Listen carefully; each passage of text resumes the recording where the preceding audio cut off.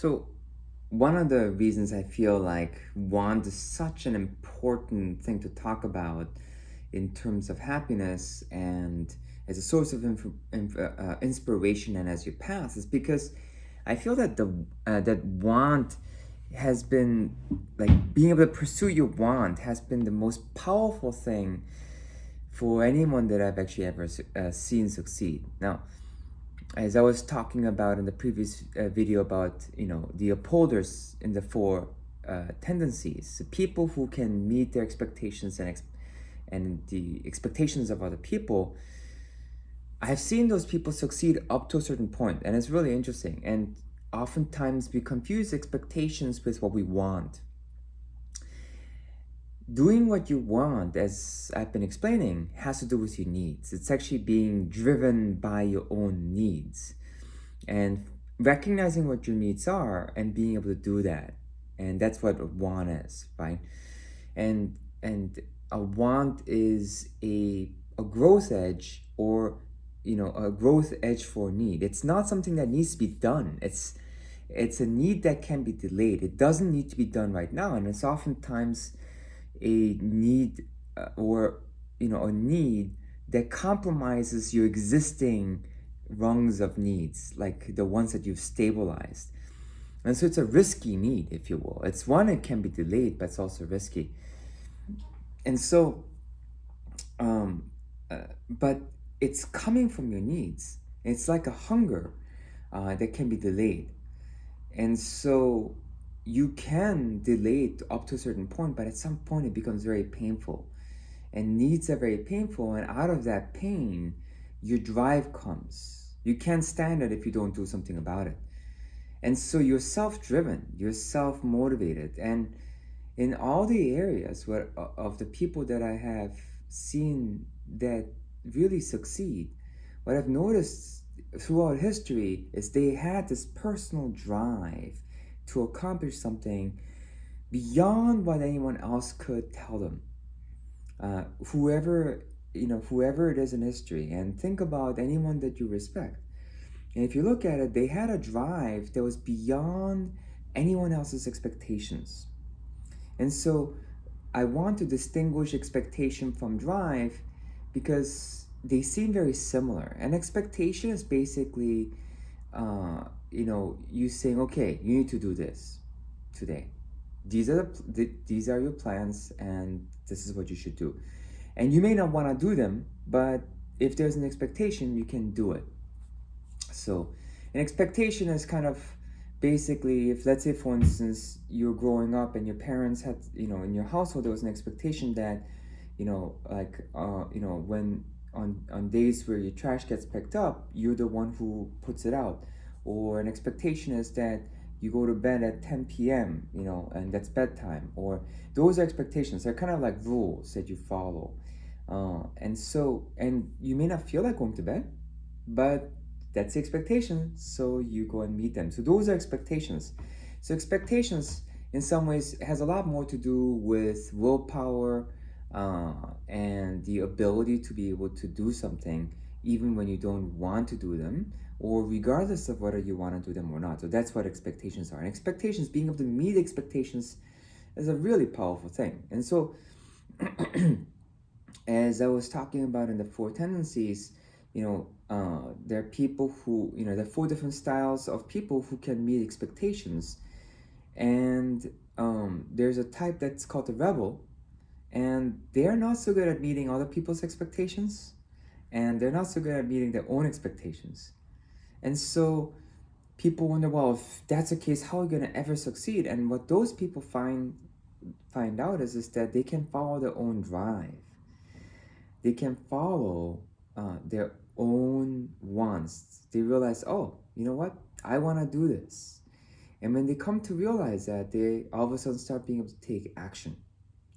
And so the reason I say that want is probably the most important path for a person to succeed is because in my journey, as I've been teaching these skills, and it actually just originally first started by trying to teach the Taoist arts that I learned because it was so life-giving.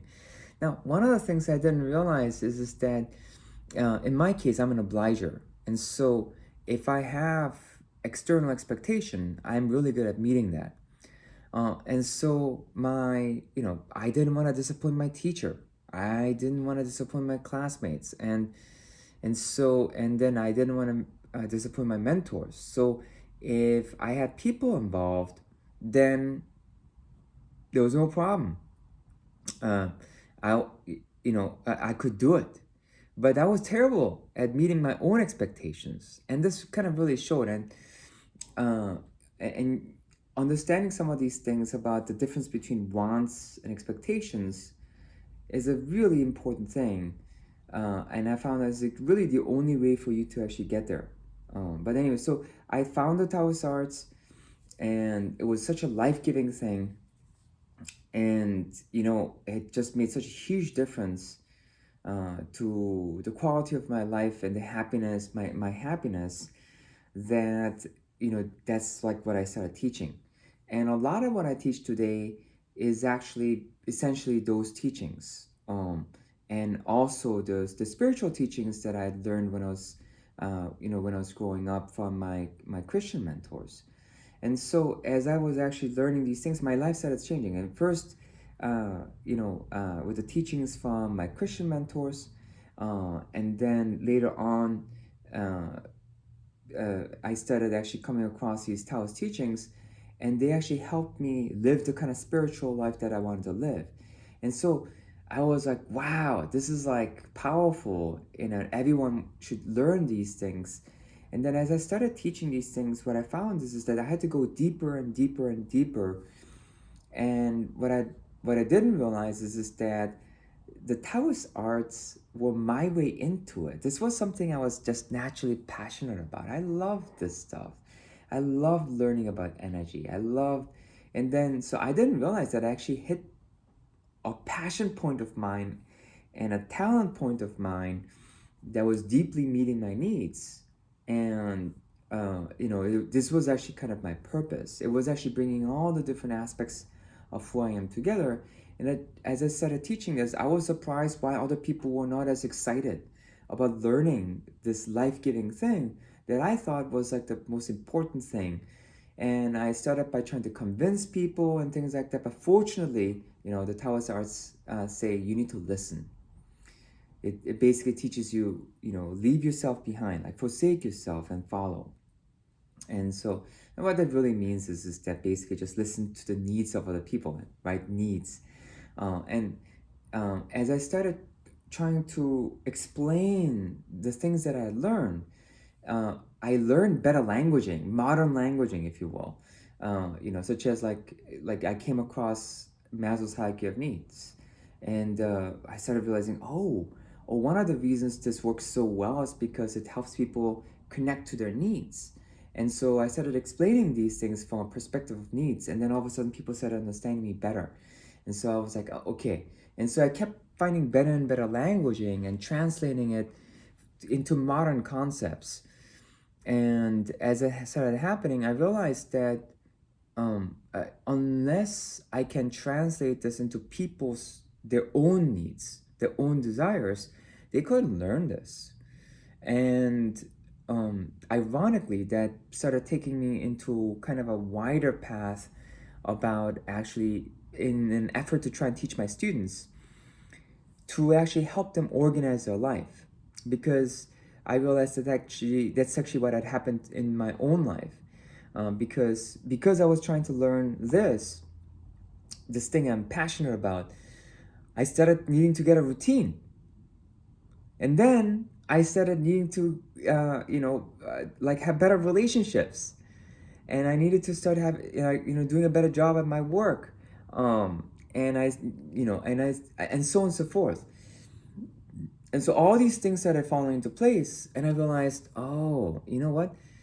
For someone to actually focus on some of these things, maybe actually, um, I need to actually help them